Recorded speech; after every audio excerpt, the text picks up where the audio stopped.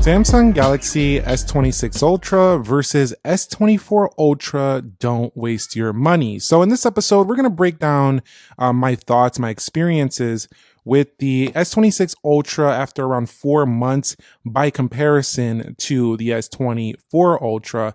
And I want to talk about if it's kind of been worth the shiny new price tag of this new S26 Ultra. If maybe your S24 Ultra is still the king, should you just keep it and wait it out for the S27 Ultra? If you want to see just a pure discussion on S27 Ultra thoughts, I'll leave a link to that video down below. But let's talk about the design and kind of give a reality check on design. The S24 Ultra was a titanium smartphone. And so this phone actually, when I pick it up, feels more special to hold, and that's only due to the metals on board. And that's because when you pick this up, it just feels a little more cold to the touch. It feels a little heavier, heftier, and the shiny camera rings around each of these, a little detail that just makes this phone look extremely premium overall. It is a little bit sharper in the corners. It is more a little bit unwieldy to hold by comparison, but generally the S24 Ultra, I think, is still the peak version of Samsung phone in terms of design. Now, the S26 Ultra, though, after a few months, when I picked this up, I still personally think that it feels more like a phone I actually want to use every day, though, mostly because it just feels way more comfortable in the hand for an everyday using phone. So this is the functional choice. That's the aesthetic choice over there. And these rounded edges right here have helped a bit, but really it's down to the choice of aluminum. And while that might seem like a step back, that has improved thermals to the level, a very noticeable level by comparison to the S24 Ultra, which I definitely would feel the heat a bit. Nothing like the iPhone 15 Pro Max on the S24 Ultra, but I definitely would feel it a bit. And I would say you're only wasting money on this device right here if you prefer a heftier titanium build, because I think in reality it's not a waste, because it is giving you a phone that you are going to likely enjoy holding more and enjoy the thermal dissipation a bit better, meaning your phone never really gets hot in the hand. That's been really, really nice. Now, ergonomically, also, when you do have to reach things on both phones, both of them are a reach up there, but it's a little bit easier to maneuver the S26 Ultra because its edges are a lot flatter. This one kind of just slips out of the hand more due to the rounded feel on the edge. So these edges on the S24 Ultra are not really rounded. However, this still has that, iconic Samsung look to it. So this could look a little bit generic to some people on the edges of the S26 Ultra, as a lot of phones are just flat anyway, but I do like them because I think it's a lot easier to maneuver this larger phone. So ergonomically, the S26 Ultra is better, but both of them are still big phones. So there's no escaping the fact that both of these are very large phones. And the S26 Ultra actually has a larger display despite its seemingly easier to maneuver body. It also does have a little bit more rock on the table. I do think we're going to see a upgrade to the S27 Ultra with this, but ergonomically, the S24 Ultra to me was just definitely not the best. It was really nice looking and feels really nice. Definitely a king of smartphones, but I can't say it was the easiest to hold. It was one of the more forcing me to use two-hand phones on the market. Whereas I think with the S26 Ultra, it's a little bit easier to get to that one-handed usage. However, that's still pretty hard unless you have big hands. 6.9 inch over here, 6.8 inch on the right. So a little bit of an upgrade, but that's mostly down to the thinner bezel array on the S26 Ultra. So the question is it a waste of money and ergonomic change? I'd say no, not really. It's actually an upgrade. So that would be a good reason if you always thought, well, the S24 Ultra doesn't feel the easiest to hold. However, if you want a phone that's actually much easier to hold, you should consider the S26 Plus. That one feels a lot easier than even the S26 Ultra. But moving on to the displays, we talked a bit about the slight improvement in the size, but this has much better anti-reflective properties. It gets brighter, has deeper blacks, and generally the S26 Ultra, while it does have a privacy display feature which changes the subpixel arrangement, was some people can actually see on certain angles the actual usage for commuters and people in the office and people at concerts and whatever, when people are looking over your shoulder in any which situation you could think of, has been a game changer for this phone. You could see on different angles, privacy display just really sets the bar high for a lot of phones. And so I do think you're not wasting money on display here with an upgrade.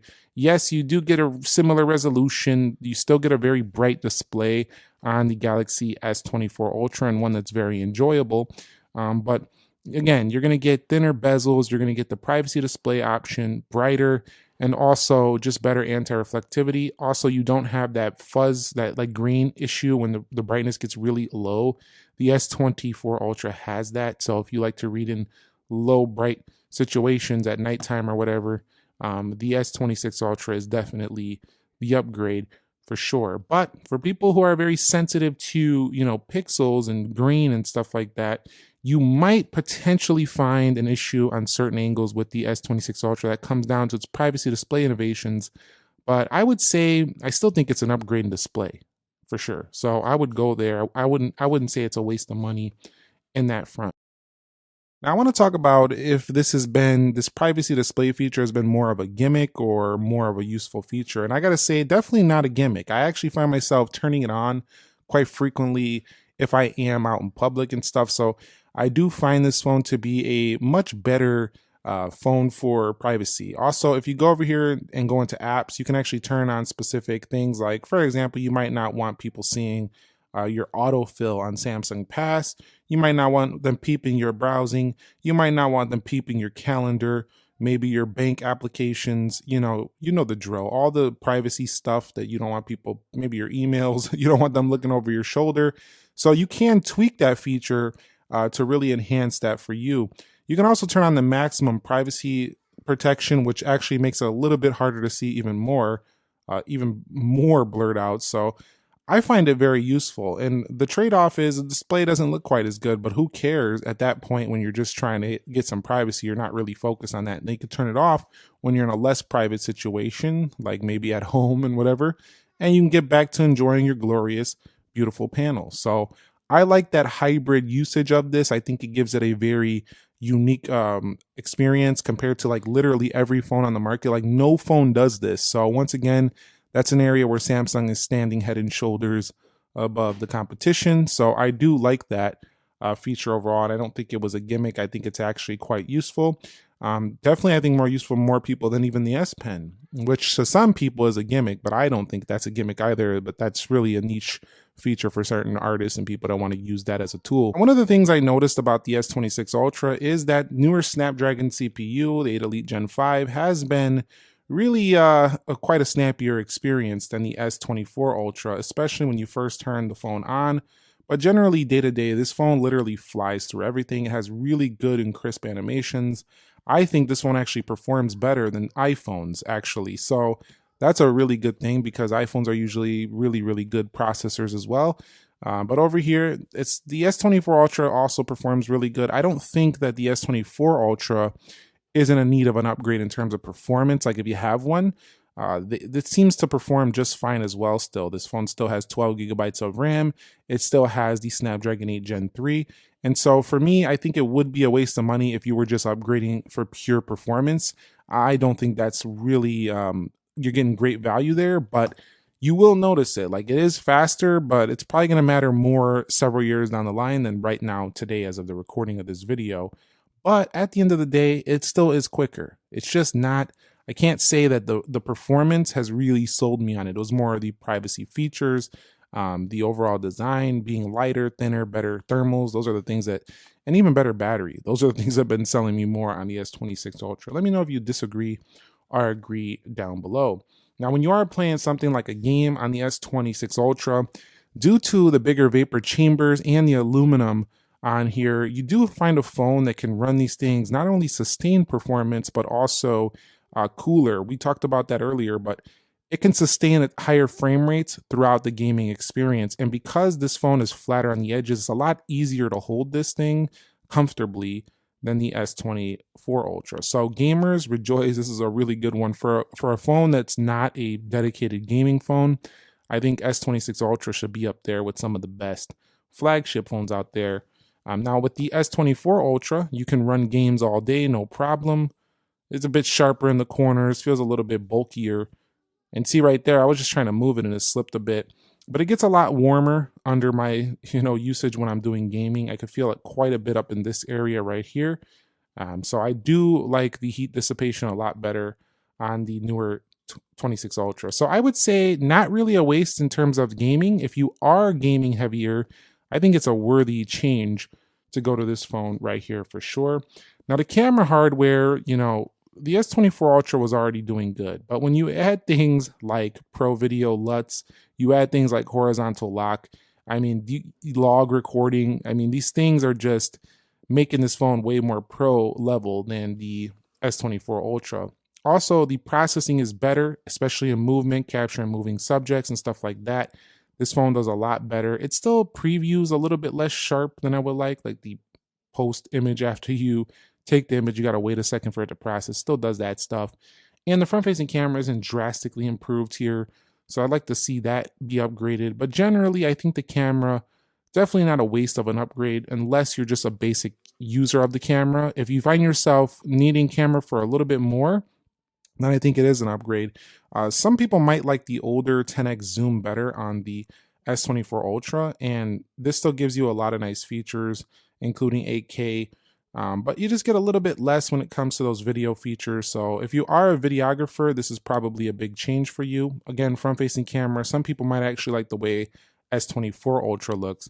But I gotta state that I think not a waste of money with camera. It definitely improved, definitely worth it to change. After 4 months of owning both, I don't really want to go back to S24 Ultra, as this one does give me significantly better processing of the images, better pictures and movement. I really like that a lot more on a new phone. One thing that I still really miss about the S24 Ultra is its better S Pen experience. Not only is the way the stylus goes into the body is reversible and doesn't cause it to be looking awkward on the edge. I'll show you that in a minute.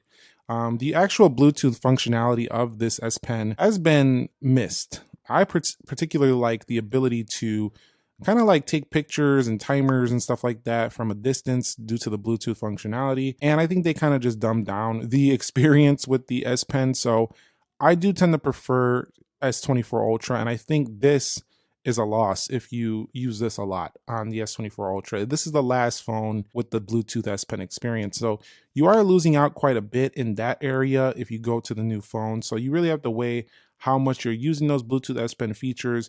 If you are, I would stick it out as long as possible with the S24 Ultra. But if you're not, you still get the majority of the core functionality here. So artists are not going to really care really much. People just using it to jot down notes, not really going to care. And I'm glad it's still even here. I'm not like being ungrateful that it's not here. I'm actually grateful it's still here, but we just lost a few features in the process.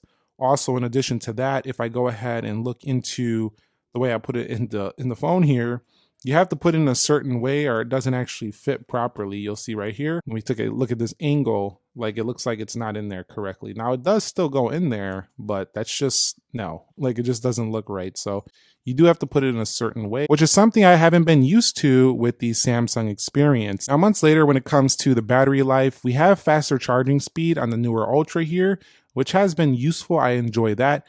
But it actually has been significantly better with the efficiency, and the battery day to day has been really much better for, I think, most users. You also have those low power modes and stuff you could use in the experience here. So that's also good. It's not improved. They really had them before, but this phone, even though it has a 5,000, it lasts a bit longer.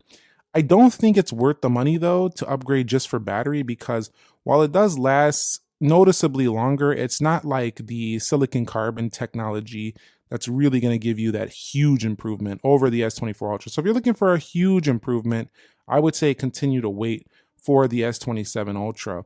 Also, the AI features, they added a few, and I do think that they're a lot faster and better now than on the S24 Ultra, just because faster processing and all that stuff on device. So if you're into AI, I think that while the S24 Ultra did launch the Galaxy AI, and you do have a lot of the same features, it doesn't have all of the new stuff like the Now Nudge, notification highlights, and also it's a little bit slower to process AI type usage. So I would say that's worth an upgrade if you're on the edge of, you're on the revolution of AI and you got to have that fast performance for your usage of that.